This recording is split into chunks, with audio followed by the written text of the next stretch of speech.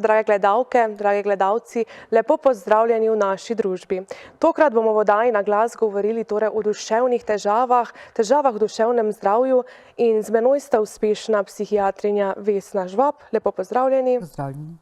In pa ženska, za katero so hospitalizacije, zdravljenje, pa tudi uspešna ozdravitev, to je Barbka Špruk. Pozdravljeni. Pozdravljeni. Hvala za povabilo. Hvala. Naj na tem mestu povem, da žal sogovornika strani zdravstvenega doma Adolfa Drolca Maribor v 2 tednih niso uspeli zagotoviti. Prav tako se nam žal ni mogel pridružiti danes Miran Pustoslemšek, tako da smo njegovo izjavo vzeli naprej, tako da bo na nek način tudi on prisoten z nami. Torej, ni potrebno posebej poudarjati, da v zadnjih časih beležimo precejšen porast depresij, duševnih motenj in nasploh težav v duševnem zdravju. Pa predlagam, da najprej preverimo, kje vidi vzrok Miran Pustoslemšek. Da je epidemija covida prinesla določene spremembe tukaj, porast določenih težav in tudi posledično psihičnih motenj. Drugače pa seveda je problem staranja populacije z večjim procentom demence, denimo, in z vsemi problemi povezanimi s tem. Vemo, da so tudi kapacitete v domovih starejših občanov premajhne, v socialno-varstvenih zavodih so kapacitete premajhne in je pač posledično potem toliko več težav. In na eni strani v zdravstvenih ustanovah, po drugi strani pa seveda v prvi vrsti imajo težave pacienti, predvsem pa tudi njihovi svojci, če govorimo o tem segmentu pač demenc in s tem povezanimi zapleti. Pa tudi na drugih področjih v duševnem zdravju so sigurno določene spremembe. To je pač dinamično polje. Mogoče tudi v porastu depresije in anksioznih motenj, to je dokazano bilo vsaj v tem obdobju epidemije. Zdaj, koliko je to direktno povezano z epidemijo, je seveda retorično vprašanje, ampak evidentiran je bil ta porast. Tudi konkretno, recimo številka, ki je to ilustrirala, v Sloveniji je bil porast predpisanih antidepresivov. Gospa Švab, morda najprej vi, torej izpostavil je en vzrok staranja populacije, kje pa vi vidite še težave? Zelo se strinjam z kolegom, da zadeva ni enostaven, pa tudi ne, kako bi rekla, nepričakovan porast. Gre za nekaj, kar se je dogajalo ob večji pogostosti duševnih motenj, ki je povezana prav z infekcijo s covidom. Torej, ljudje, ki so preboleli covid, so imeli tudi več depresij, anksioznosti, to je en del te populacije, ki je porastla, pa nekoliko več je bilo tesnobe, predvsem pri mladih, zato ker so ostajali doma, pa ker je bilo veliko negotovosti. Seveda je ta, jaz bom rekla, vendarle navidezen porast, ki je nastopil po covidu, že v nekakšnem upadanju, po mojem. Gre za umirjanje stanja, pogostost duševnih motenj, namreč v zgodovini približno enaka ves čas. Ne glede na to, kaj pravzaprav se v družbi kaj velikega dogaja, razen in ta epidemija covida je bila pravzaprav neka izjema. Demence pa seveda in pa z starostjo povezane težave v duševnem zdravju pa so ravno tako prisotne že ves čas, zdaj pa so pogostejše samo zato, ker je starejših ljudi več, ne zato, ker bi se nekaj pomembnega dogajalo na tem področju. Torej, vi ste že 10 let, torej gospa Barbka, ozdravljeni. Prej ste se sami s tem srečevali. Kaj pa vi danes opažate? Kdo išče pomoč pri vas? Ja, večinoma so to zelo podobni primeri kot jaz. Pred 20 leti sem se znašla v hudi stiski, torej v depresiji, tesnobi, anksioznosti, manični depresiji. 20 let sem bila stara, ko se mi je to začelo dogajati in obenem se podobni primeri name obračajo starši, svojci, ki se z isto stisko ali podobno že več let soočajo, torej so že večkrat obiskali psihiatre, psihoterapeute, psihologe, pa še kar ne pridejo ven iz te situacije. Kar pa je po moji izkušnji razlog predvsem v tem, da ni pravilne organiziranosti v sistemu. Naj povem, da sem zelo hvaležna, da je danes prišla gospa Vesna Žvab, ki jo večkrat tudi zasledim v medijih in ker v bistvu sva se tudi že srečevali v psihiatrični bolnici, da je vsaj nekdo pripravljen iz tega področja povedati, kaj se dogaja in prisluhniti tudi nam, ki imamo lastno izkušnjo, kako bi se naredil most med uradno medicino in alternativo, torej z našimi izkušnjami, ne? Ker je zdaj nujno, alarmantno, ne? Jaz skozi to opozarjam, ne? Že recimo telefon Samarijan, ker smo imeli nazadnje prispevek, je nujen, da se bi ljudje tam, mislim, da bi zaposlili tam čim več terapevtov, vseh imamo ogromno, ne? Ker bi bili takoj na voljo, ko je nekdo v stiski, rabi takojšno pomoč, da se nekdo z njim pogovori in ga pravilno usmeri v pomoč, ne? Obenem smo pa na drugi strani tudi tisti, ki smo imeli malo več slabih izkušenj tudi s psihiatrijo, kar bi bilo prav, da država, zdravstvo slišijo naše zgodbe in da se tudi nam dodeli, vedno rečem, ta pomembna vloga v tej psihiatriji. Mi pričevalci, ki lahko povemo, da ni vse rožnat, kot se kaže v medijih, ne, in da bi bilo tle treba slišati žrtve psihiatričnega zdravljenja, ljudje, ki so bili oškodovani s strani medicinskega osebja ali pa s prekomernim predpisovanjem tableta. Ne. O tem bomo torej v nadaljevanju še govorili. Zdaj, če se dotaknemo, tudi pedopsihiatrični oddelki v državi so polni. Nekateri podatki kažejo celo, da so motnje narasle za več kot 50%. Gospoda Pustoslemška smo poprašali, čemu pripisuje torej porast pri mladostnikih. Preverimo, kaj je povedal. Epidemija je sigurno en pomemben dejavnik, ampak zagotovo ne edini. Jaz mislim, da je eden od ključnih problemov težava v medosebnih odnosih v celoti, ker večina mladostnikov, ki imajo težje psihične motnje, pravzaprav neko ozadje tudi v odnosih drugih družinskih članih.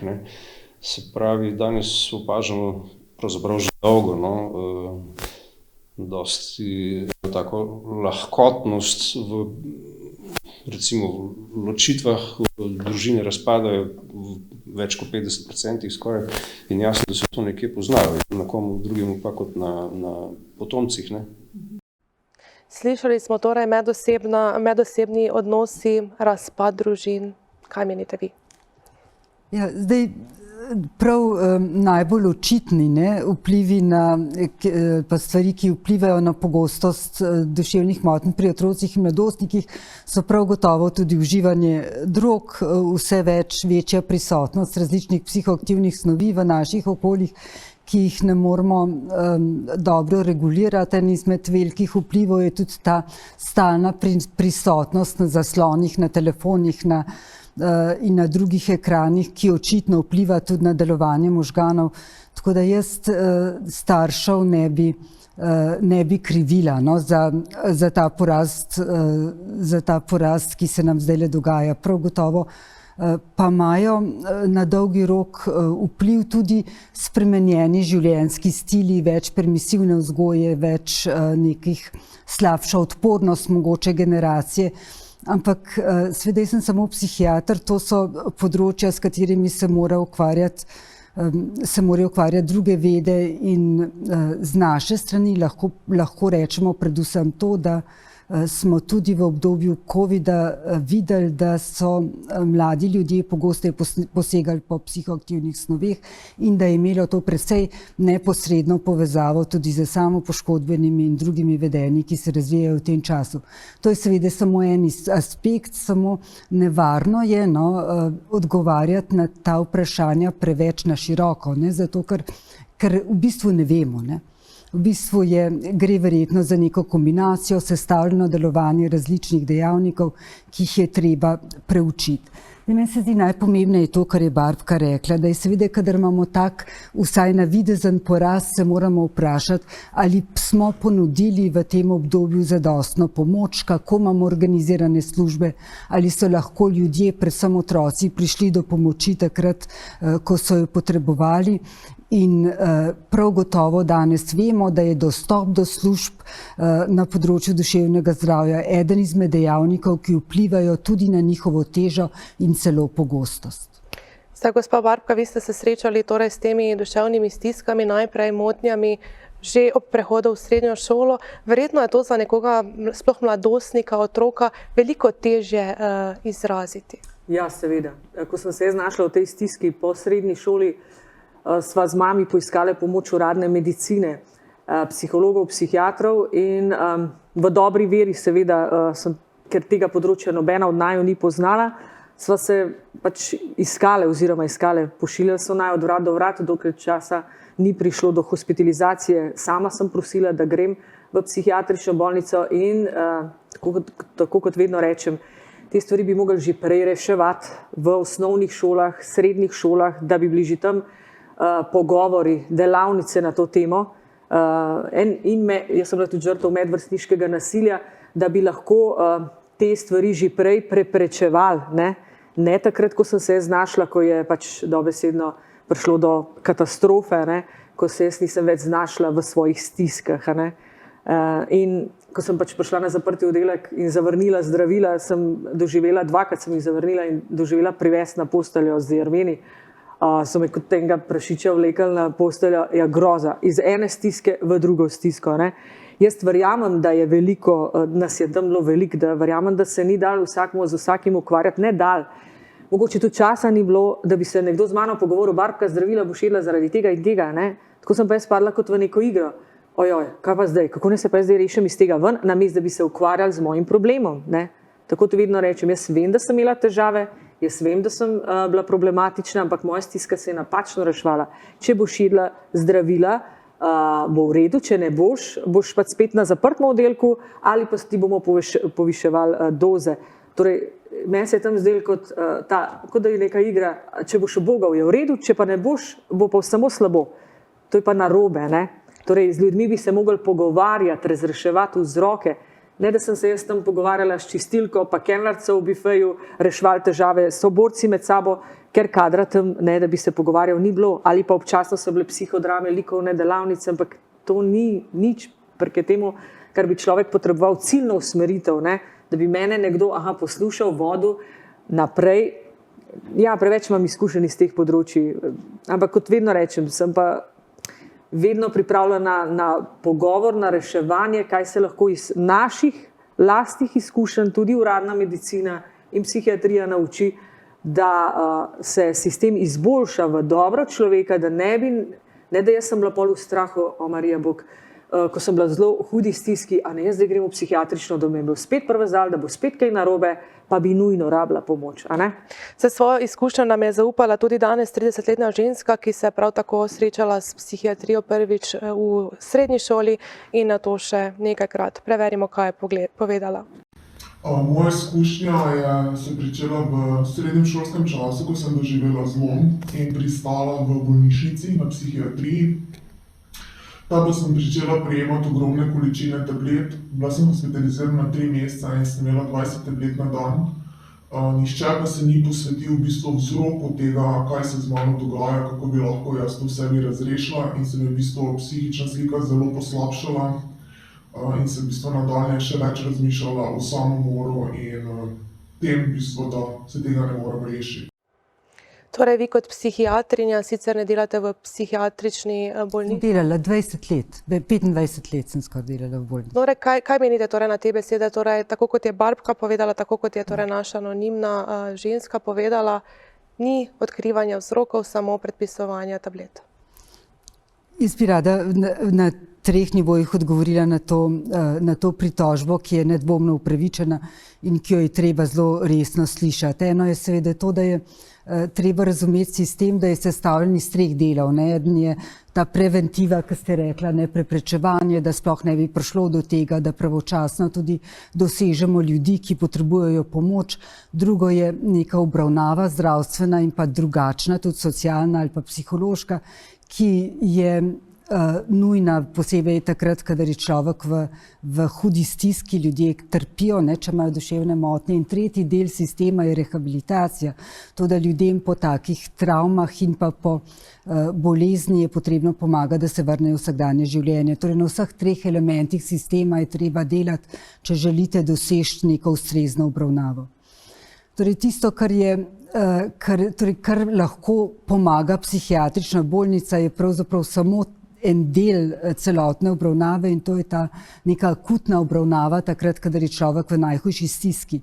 Nikjer na svetu psihiatrične bolnice niso zato, da bi pokrile vse te tri aspekte, o katerih sem govorila prej. Torej, psihiatrična bolnica lahko zagotovi nujno in intenzivno zdravljenje, pričakuje se, da je to strokovno ustrezno v skladu z strokovnimi smernicami, z ljudmi, seveda ljudem ne smemo ali pa tudi res nikjer več danes ne bi smeli dajati samo zdravila, ampak bi morali imeti dostop tudi do različnih drugih psiholoških pristopov, ki bi morali biti individualno prilagojeni. In kaj ne rečem, lahko mogoče je zapovedati samo to, da vem, da se v vseh ustanovah pri nas ljudje trudijo, da bi ta standard dosegli, da bi ljudem ponudili neko bolj celostno obravnavo, vendar pa je še enkrat psihiatrična bolnišnica, akutna obravnava v psihiatrični bolnišnici daleč premalo, torej nikakor ne more odgovoriti na vse potrebe ljudi, ki so doživljali ali pa so doživeli duševno stisko. Treba imeti celo mrežo tudi suportivnih drugih ukrepov in pa služb, ki bodo odgovorili na njihove potrebe. Velikokrat torej slišimo, da se strokovni delavec ne more posvetiti pacientu tako, kot bi si želel. Je to mogoče kakšna sistemska napaka v državi? Predvsem je treba razumeti, da če potrebujejo ljudje individualno prilagojeno obravnavo, mora biti večina te obravnave zunaj bolnice, v njihovih naravnih okoljih, v okoljih, kjer živijo. To so obravnave njihovih družin, obravnave, ki jim omogočajo, da se vrnejo tudi na neka delovna mesta, da živijo življenje, ki je kakovostno in v katerem lahko napredujejo. Da je ta sklop različnih dejavnosti, ki vodijo človeka pravzaprav ven iz institucije, je tisti, ki je ključen za okrevanje, kot govorimo. V bolnicah pa je potrebno doseči, da je dovolj časa in prostora, da se lahko obravnavajo akutne psihiatrične motnje z zdravili in z drugimi pristopi, vendar pa v zelo časovno omejenem obdobju. Potem pa je treba iz teh bolnic, iz teh akutnih oddelkov iskati izhode v skupnosti. To je odgovor. Nekdo torej, ko potrebuje pomoč, jo potrebuje takoj in čakalne dobe v Sloveniji so tudi po več mesecev, tudi do leta dni. Kaj menite vi, gospa Barbka? To je katastrofa, to je nedopustno za državo, jaz pravim, to je alarm, ne? Človek v stiski ne more čakati. Tako kot smo imeli nazadnje telefon Samarjan, kjer so priznali, da je ogromno število stisk in ljudje čakajo po 2-3 ure na telefonski klic. To se ne bi smelo dogajati. Ne? Človek je v stiski takoj rabi, potrebuje pomoč, ne? In pa spet po pameti, ne tako kot iz našega obdobja, kjer je šlo predoziranje v enormne, ne? Kjer je šlo dejansko za samo to, ali boš ubogal ali ne boš, ne? Namesto da bi bil pogovor, kar je dejansko bilo tako. Ne? Torej, mene nihče ni vprašal, Barbka, kaj se ti je zgodilo, ne? Kaj je bilo v otroštvu, v mladosti. Tako kot je že dr. Pustoslemšek povedal, obstaja knjiga Podedovane družinske travme, ne? Moč vaše podzavesti. Torej, kar nekaj teh knjig, ki ti osvetlijo problem. Jaz sem se sama potem mogla ukvarjati s svojimi problemi, stiskami, da sem danes zdrava. 7 let, ko sem hodila v psihiatrično bolnico, je bilo pa samo diagnoza na diagnozo, tablete na tablete. Poleg tega še huje, nihče me ni upozoril na stranske učinke zdravil, kjer skozi opozarjam, da bi moral zdravnik, psihiater opozoriti svojce. Zakaj? Ker tukaj imate nešteto stranskih učinkov, kjer je treba človeka opozoriti, če mu že date zdravilo, tako kot meni, ko so se po nekaterih zdravilih pojavile samomorilne misli in obstaja nešteto literature, tudi mednarodne organizacije, CCHR, MDAC, po celem svetu zbirajo pričevanja ljudi. Torej je treba najti tukaj tudi na to temo vprašanje, a je res ta način najboljši za ljudi. Najboljše, da na tem mestu pogledamo, torej, kaj je v nadaljevanju še povedala naša anonimna ženska. Moja izkušnja je potem bila takšna, da sem nekako v sebi začutila, da moram z tega prevzeti odgovornost za svoje življenje in se sama nekako rešiti iz tega. Zdaj ne svetujem vsem, da prekinejo s temi tabletami, jaz osebno sem, ker sem pač šla v totalno alternativo, tudi obrnila sem se v smeri duhovnosti, kjer sem šla v sebe brskati, v svoje globine, da sem dejansko izkoreninila ta moj problem in začela v bistvu živeti neko svobodno življenje brez medikamentov. Gospa je rekla, da mislim, da sem prav razumela, da vsem priporoča, da opustijo zdravila. Ne, da ne priporoča. Da ne priporoča, ker je to nevarno. Ja, tudi to sem ravno mislila omeniti, torej poudariti, da tega nikar ne priporočamo, to se stori po dogovoru torej z osebnim psihiatrom. Zdaj pa, če se dotaknem, torej omenila je, da pogosto se je počutila zgolj številka. Te besede žal pogosto slišimo, pa tudi, da se prehitro predpisuje zdravila. Kakšen je vaš komentar, gospa Švab? Sodobna psihiatrija ali pa sodobna obravnava na področju duševnega zdravja je multidisciplinarna. To pomeni, da ne računaš, da bo vse to, kar ste naštele, naredil psihiater, ampak da sodelujejo pri obravnavi posameznika tudi drugi kadri, socialni delavci, delovni terapevti, medicinske sestre, psihologi. Torej v tem prostoru obstaja zelo veliko strokovnjakov, ki znajo zelo kakovostno pomagati. Torej psihiater ali pa psihiatrija bi morala v 21. stoletju delovati v timu, v skupini. Samo en človek, teh psihiatrov je čist premalo nas je, da bi seveda odgovorili na vse potrebe, da ne govorimo o tem, da ne znamo odgovoriti na vse potrebe. Psihiater je zdravnik, ki zna predpisati zdravila, zna uporabiti neke psihoterapevtske tehnike v okviru časa, ki ga ima na razpolago. Seveda obstaja pa cela skupina ljudi, ki so zbrani v psihiatričnih in pa v drugih timih, rehabilitacijskih timih v osnovnem zdravstvenem varstvu, ki lahko združijo svoje moči za to, da lahko posamezniku pomagajo glede na njegove povsem različne potrebe. Vsakršna generalizacija je napačna. Reč seveda to, da je samo en način pomoči, kot recimo duhovnost, meditacija ali pa samo zdravila pomagajo, je povsem napačno. Danes vemo, da pomagajo samo povezani multidisciplinarni pristop. Zdaj govorili smo, pa tudi statistike kažejo porast predpisovanja antidepresijev. Bi lahko morda celo rekli, da je predpisovanje preseglo meje racionalnega? Ja, to je zdaj mnenje številnih strokovnjakov, torej predpisovanje antidepresivov je poraslo iz več razlogov. Eden izmed razlogov je bil njihova relativno dobra učinkovitost in pa to, da so začeli zamenjevati benzodiazepine, pomirjevala, ki smo jih pogosto predpisovali včasih v psihiatriji. Torej, zdaj ne predpisujemo več v velikih količinah pomirjeval, ki delajo odvisnost, ampak v bolj pogosto antidepresive, ki so se pokazali učinkovite pri zdravljenju anksioznih in depresivnih motenj. Seveda pa kažejo številne raziskave, da je to predpisovanje prešlo meje upravičenega in da jih predpisujemo z premalo premisleka. Tako da danes se stroka obrača pravzaprav k temu, da predpisujemo antidepresive v bolj omejenem času kot včasih in pa tudi v nekoliko nižjih odmerkih. Skratka, tle se doktrina spreminja in to relativno hitro in intenzivno. No, ampak predpišejo jih lahko že osebni zdravniki, znajo preceniti, kdaj je pravi trenutek? Osebni zdravniki, posebej v našem prostoru slovenskem, so izvrstno usposobljeni na področju prepoznavanja depresije in tudi je pa res, da so časovno zelo omejeni, da imajo zelo malo časa in prav zato smo jim v asistenco začeli organizirati centre za duševno zdravje v državi, da bi lahko jim pomagali, da bi bolj poglobljeno in z višjo stopnjo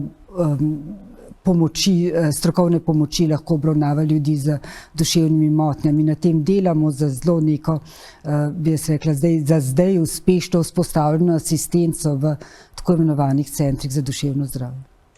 Najlepša hvala za enkrat. Pred nami je en kratek reklamni blok. Vidimo se kmalu.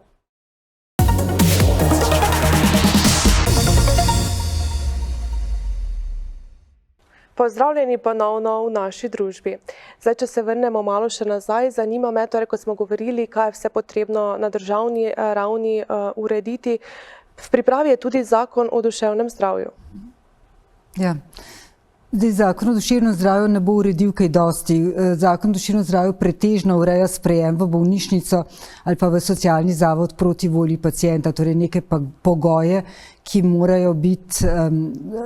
kateri mora biti zadoščeno, če želimo človeka zdraviti proti njegovi volji. To je naloga zakona, hkrati pa opredeljuje tudi nekatera razmerja v mreži služb.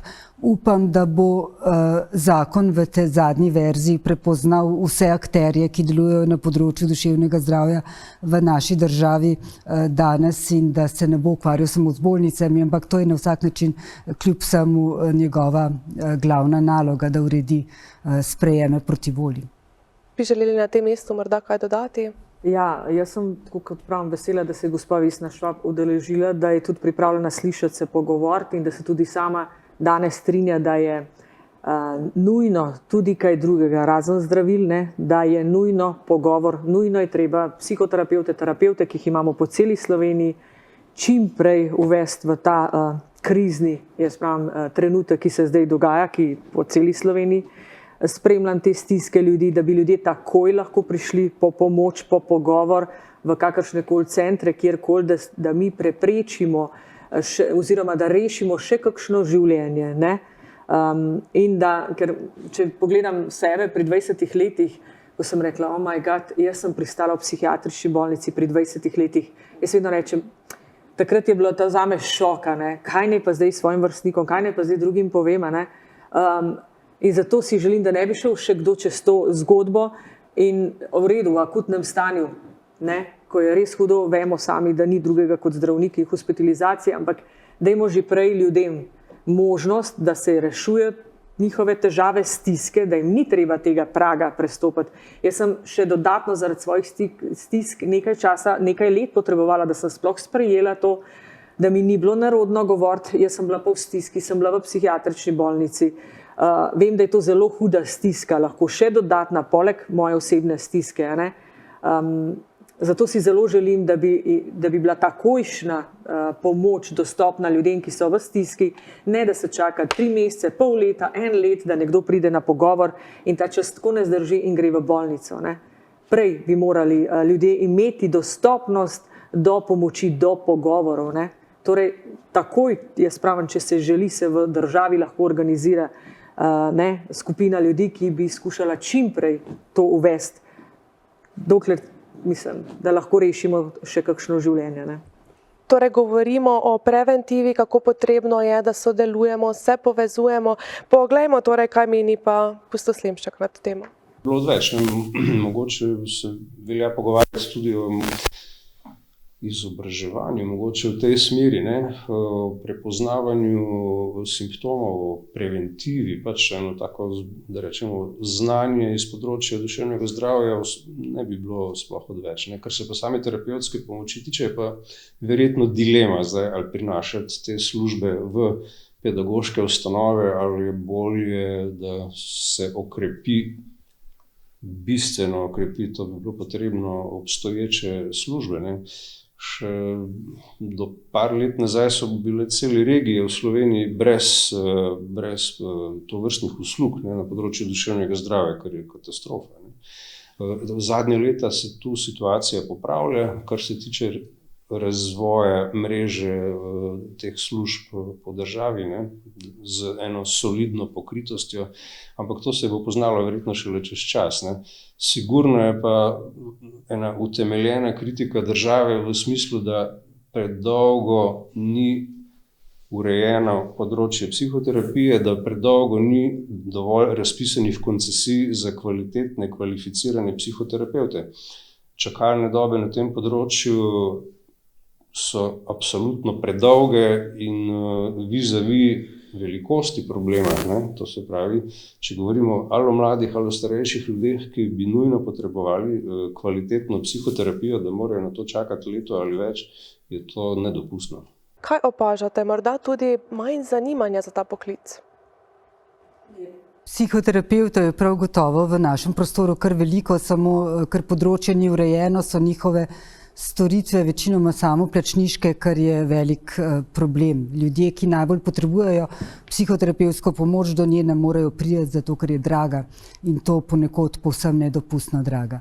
Ampak zdaj vendar se mi zdi, da ne moramo vsega spraviti v en koš. Torej, če želite, ali pa kar želimo z nacionalnim programom duševnega zdravja približati pomoč ljudem, skrajšati čakalne dobe in omogočiti takojšnjo pomoč na področju duševnega zdravja, ne smete čakati niti ure, tako kot varuh reče, kaj šele mesece in leta, je potrebno res dostop do pomoči zagotoviti na primarni ravni, torej tam, kjer ljudje živijo, na njihovih domovih, v zdravstvenih domovih, v centrih za socialno delo in pa vse rehabilitacijske storitve ravno tako na lokalni ravni. Torej, to so možnosti za zaposlitev, za prilagojeno zaposlitev, za druženje, za neko socializacijo in podobno. Skratka, potrebujemo čim bolj močno mrežo različnih služb na čim nižji ravni zdravstvenega varstva. To so problemi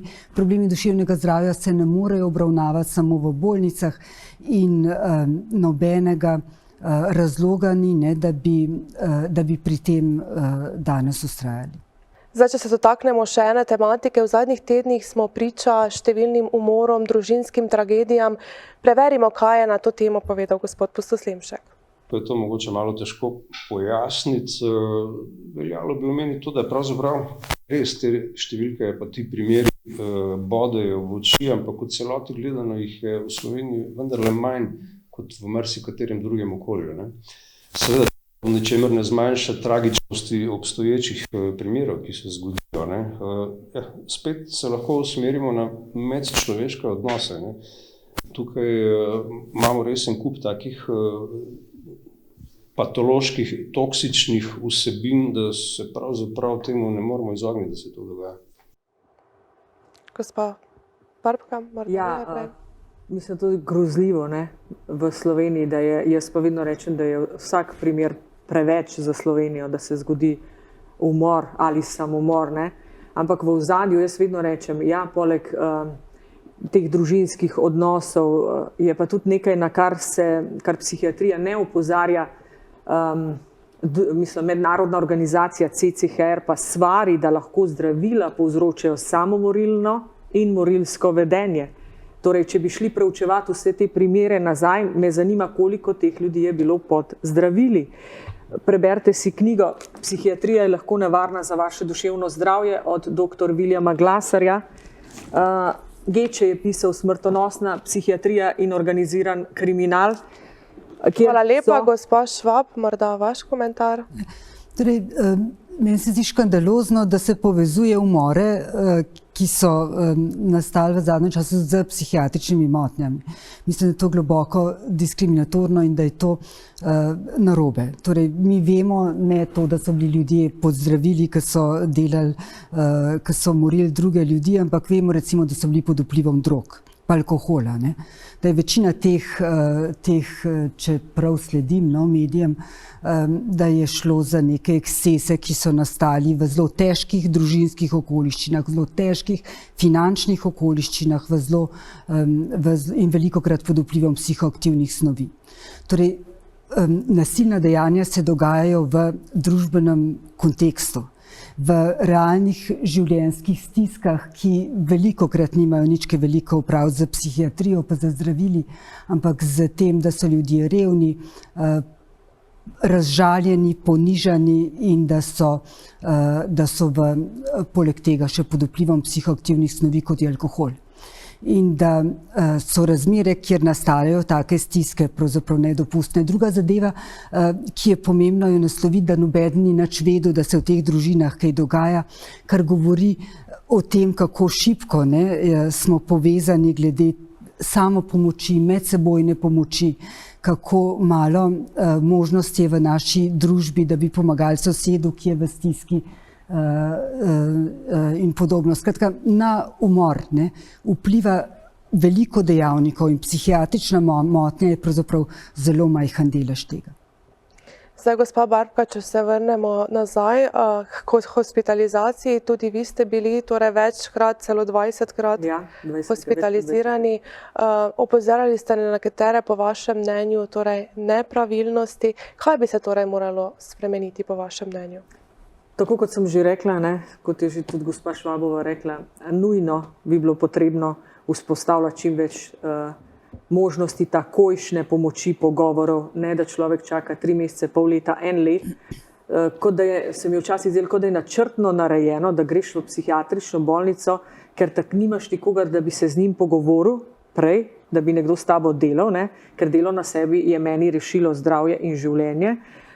Da bi mene takrat kdo usmerjal, kako ne jaz ven iz te stiske grem.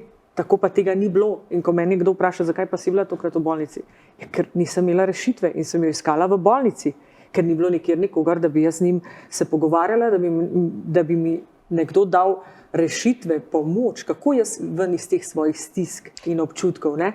Pa še to, kar sem prej navezala, ko ste rekli, gospa Švabova, da ni to povezano z zdravili. Mednarodna organizacija CCHR in MDAC, tudi si tle lahko, mislim, na internetu vse javno dostopno, da obstaja nek odstotek ljudi, ki so pod psihiatričnimi zdravili resno ali sebi ali komu drugemu, ker naredili žal, to niso moje ne informacije, to so mednarodno znane informacije, ampak zato sem jaz zelo previdna s temi zdravili, ker vedno rečem, dobro, če je nekomu date v akutnem stanju, potem je treba tega človeka vedeti, kje je, kaj dela, glede na to, da vemo, nekomu lahko zdravila rešijo življenje, smo bili pa na drugi strani tisti, ki so nam pa, meni so, ko sem jedla antidepresive, povzročali samomorilne misli, dušenje v prstih, stiskanje. Zakaj sem jaz danes to glasna? Zato, ker leta 2008 se je meni predpisovalo 2500 mg zdravil na dan. Imam tukaj dokaz, prav piše, Barbka navaja hudo utrujenost in zaspanost, predvsem v dopoldanskem času, kar jo močno ovira pri funkcioniranju, Seroquel 600 mg, Quilinorum 2x450 mg, Moditen, Akineton. Torej, jaz sem se tresla, stelinila, nič nisem mogla, zato pravim, a je to zdravljenje. Ne? Zato je čas za te spremembe, da pridejo čim prej v bolnice, pa do otrok, do zdravstvenih domov, do osnovne šole. Tudi jaz 8 let, kar predavam, svetujem na tem področju, če bi kdaj se psihiatri, psihologi ali pa še kdo udeležil, da se sliši, da tudi ta pričevanja ljudi se sliši. Jaz pravim, da je čas, da se tudi nas sliši, ne samo stroko. Naše lastne izkušnje, ki bi seveda zelo pomagale pri spremembi, da bi lahko človeku omogočili res pravo kvalitetno pomoč. Hvala lepa. Preverimo torej kaj o žrtvah, pričevanjah žrtev psihičnega zdravljenja, ki so po jemanju psihiatričnih zdravil utrpela poškodbe, meni gospod Pustoslemšek. Zapleteno vprašanje, ker nobena zdravila niso 100% varna. Ne? Obstajajo neželeni učinki, nekateri tudi nevarni. Je pa tako, ne, da seveda je treba ob kvalitetnem strokovnem delu se da v določene točke zmanjšati verjetnost kakršnihkoli že zapletov. Ne. So pa lahko nevarna vsa druga zdravila, pa noben pravzaprav ne izpostavlja zdravil iz drugih področji medicine v tem kontekstu, ne, zgolj psihiatrično so recimo na udaru. Ne. Treba pa je povedati tudi to, da zdravljenje obravnava v psihiatriji ali pa v polju duševnega zdravja še zdaleč ni vezana zgolj na zdravila. Ne. Je pa res, da zdravila so vendarle eden od ključnih načinov, da lahko določene motnje ozdravimo, z drugimi načini žal ne gre. Ne. Zdaj, če pogledamo, koliko je koristi, benefit, koliko je pa žal, seveda, na drugi strani tudi lahko posledic, je najbrž razlika zelo velika. Ne. Če se osredotočimo zgolj na te negativne izide, je seveda zadeva lahko povsem drugačna, kot pa če gledamo celoto. Ne. Če boste vprašali ljudi, ki so ali pa imajo korist od zdravil, psihofarmakov, vam bojo pa povedali nekaj povsem drugega, ne? Kar ne znaša seveda tragičnosti tistih, ki so lahko imeli posledice zaradi psihiatričnih zdravil. Ne? Morda je ena od mogoče v tem momentu, v tem kontekstu spregledanih področji odvisnost od zdravil, ne, katere povzročajo včasih, bomo rekli, tisti, ki predpisujejo nekritično ali pa s premalo znanja, po drugi strani si pa ljudje to vrstne zdravila, ki povzročajo odvisnost, sami nabavljajo na črnem trgu. Ne. Gospa Vesna, izvolite. Zdaj, jaz bi predvsem poudarila to, kar je že Barbčka prej rekla, da je seveda tisto, da je treba v kontekst obravnave ljudi z duševnimi motnjami vključiti tudi ljudi z izkušnjo. Torej, to so strokovnjaki, ki vedo o tem, kako je prenesti velike količine zdravil, ki jih seveda takrat psihiatrija uporablja v dobri veri in pa zato, da bi umirila neko hudo trpljenje ali pa zelo moteče vedenje. Ampak seveda samo ljudje, ki so doživeli izkušnjo zdravljenja z zdravili, pa tudi druge oblike zdravljenja, ki tudi lahko povzročajo škodo, govorimo o psihoterapiji, ki ima lahko zelo usodne posledice, če je napačno uporabljena. Se pravi, vse te izkušnje bi morala stroka preverjati skupaj z njenimi uporabniki. Tako da mi se v zadnjem času zavzemamo, da bi čim več ljudi za izkušnjo imeli tudi v centrih za duševno zdravje. Imamo jih pa že recimo v nekaterih socialno-varstvenih programih v Sloveniji, kjer so ljudje, ki imajo izkušnjo duševne motnje, tisti, ki pravzaprav neposredno sodelujejo v tem, kako se prilagaja obravnava posamezniku. Torej, to je ena izmed poti. Tudi vi ste imeli repliko, izvolite. Ja, gospod Pustoslemšek je rekel, da so psihiatrična zdravila mnoge pozdravila. Ne? Danes se sprašujem, kje so ti ljudje, ki so pozdravljeni. Ne? Mi vemo, da to ni ravno res. Ne? Da tisti, ki jemljajo psihiatrične zdravile, ki jih tudi jaz poznam, pravijo, da ne morejo brez njih zaspati. Ker so toliko in toliko let samo jemali zdravila, nihče pa z njimi vzroka ni razreševal, ne? Zakaj so jedli zdravila. Ne? Kot vedno rečemo, to, kar se že danes pogovarjamo, da že gremo v tem času naprej, da vemo, da bo treba vzrok reševati, zakaj je nekdo zapadel v depresijo, tesnobo, anksioznost ali žal komorkoli naredil kaj hudega, da se končno rešuje vzrok težav in moje mnenje je, da je skrajni čas, da gre ta zastarel način ne stran, ampak z roko v roki z temi pomočmi, kar je že gospa Vesna Švab rekla, kar je nujno. Ne? Tisti, ki imamo slabe izkušnje, smo dober pokazatelj tega, da lahko se na nas gradijo spremembe v dobro človeštva, da se izboljša sistem.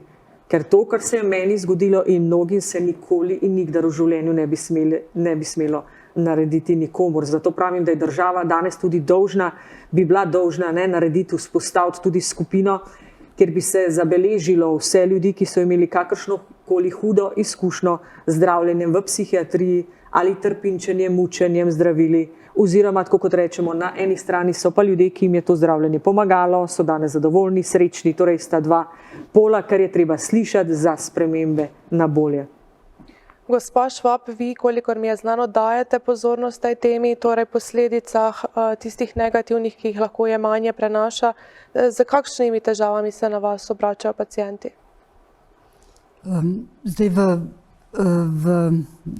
Jaz imam zelo veliko pacientov skozi z vsemi sortami težav, tako organskimi, kot so demence ali pa poškodbe možganov, do teh, ki so posledica odvisnosti od alkohola in drugih psihoaktivnih snovi.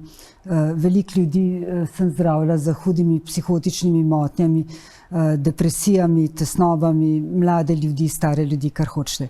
Zdaj, pri veliki večini teh sem v skladu z pravili stroke in tle moram vzeti psihiatrijo v bran, upoštevala tudi vzroke njihovih težav, poskušala na nje vplivati, kolikor je bilo to mogoče. Hkrati pa sem uporabljala pri večini obravnav tudi psihiatrična zdravila in psihoterapevtske tehnike. Torej, enostavnih obravnav danes na področju duševnega zdravja ni več. Številnim mojim pacientom so pomagali socialni delavci, rehabilitacijski svetovalci, ljudje, ki so delali ne v zdravstvenih, ampak v drugih službah, v številnih so pomagali, so ljudje, ki so jim stali ob strani, tudi ljudje za izkušnjo, tako da enostavnih odgovorov na področju duševnega zdravja ni. Torej vsak odgovor mora biti prilagojen posamezniku. Številni ljudje ne želijo in ne potrebujejo iskanja vzroka svoje motnje. Številni ljudje ga pa nujno potrebujejo. Tako da dajmo nehati metati probleme duševnega zdravja v en koš. Tisto, kar mislim, da se danes pogovarjamo o tem, kako obravnavati ljudi z najhujšimi težavami, ki se pojavijo v neki akutni fazi, kako jih zaščititi pred zlorabami, ki roko na srce so bile v zgodovini psihiatrije pogoste, pa bi morale biti danes zelo redke, če ne nemogoče. Na kakšen način vključiti ljudi z izkušnjami v to, da bomo prav oblikovali službe, tako da bodo lahko odgovorili na njihove potrebe in potrebe njihovih bližnjih in kako vzpostaviti sistem, ki bo odgovarjal na to, kar ljudje rabijo. Gospa Barka, torej že veliko časa ste v tem, pa vidite premik na tej točki? Ja, seveda, da vidim tudi premike. Včasih se mi kdo pohvali, Barbka, mogoče pa zaradi tebe so včasih bolj prijazni. Saj bodimo iskreni, v psihiatrični bolnici si imel dobre in slabe, tako kot povsod. Nekomu si lahko zaupal, nekomu ne. Tako da vidim, seveda, da vidim pozitivne premike. Predvsem, da ljudje danes vedo, da obstaja pomoč, da vedo, da se da rešiti stisk. Torej, če sem jaz danes tukaj, kjer sem, pred več 15 leti pa se je meni napisalo 10 ali 15 diagnoz, danes pa samostojno živim. Torej 10 let bo letos, kar imam svoje podjetje Svetovanje, torej če sem se jaz lahko postavila na noge, se lahko vsak, ki želi, in kot je rekla gospa Vesna Švab, prilagojeno. Nekdo si želi, nekdo ne, nekdo ostaja v tem, ker je določenega stanja ali pa obravnave navajen, ampak važno, da se danes že ljudje so veseli, obstaja pomoč, obstaja možnost, da se jaz postavim na noge. Ni depresija doživljenjska, tako kot sem jaz poslušala 15 let nazaj, Barbka, sprijaznite se do konca življenja, je to tako, kot nekdo, ki ima sladkorno, boste vi imeli depresijo. Danes vem, da to ni res. Ravno to mi je povedala tudi naša anonimna pričevalka. Dejala mi je, da je bilo ena izmed hujših stvari, ko so ji rekli, nikoli se ne boš rešila zdravil, vedno se boš vrtela v tem začaranem krogu, in na nek način jo je to prestrašilo. Ko je šla na psihiatrijo, se je ustrašila dejstva, da bo ostala ujeta v tem. Gospa Vesna. Velika večina ljudi z duševnimi motnjami dobro okreva, in to tudi tistih, ki imajo zelo hude duševne motnje. Kaj šele tistih, ki imajo prehodne ali pa blage duševne motnje. Torej velika, ali pa povedano drugače, velika večina nas bo kdaj v življenju doživela kakšno duševno motnjo, ki bo lahko diagnosticirana ali pa ne, zaradi katere bi potrebovali tudi strokovno pomoč. Če gledate sliko za te strani, potem veste, da duševne motnje ne morejo biti usodne, dokončne. Velika večina ljudi si podobno kot pripoveduje Barbka Špruk, si jo pomore, zaživi samostojno življenje, pa če tudi so preživeli v življenju zelo hude krize. In to, zdaj, če govorimo o psihiatriji, duševne motnje so ene izmed najboljše ozdravljivih bolezni od vseh. In prav je, da o njih govorimo na glas, da si izmenjujemo izkušnje in skupaj skrbimo, da bo prihodnost še svetlejša. Res je. Najlepša hvala, da ste bili danes moji gostje. Hvala tudi za povabilo. Hvala tudi vam, da ste bili ponovno v naši družbi. Vidimo se prihodnji teden, do takrat pa ostanite na BKTV.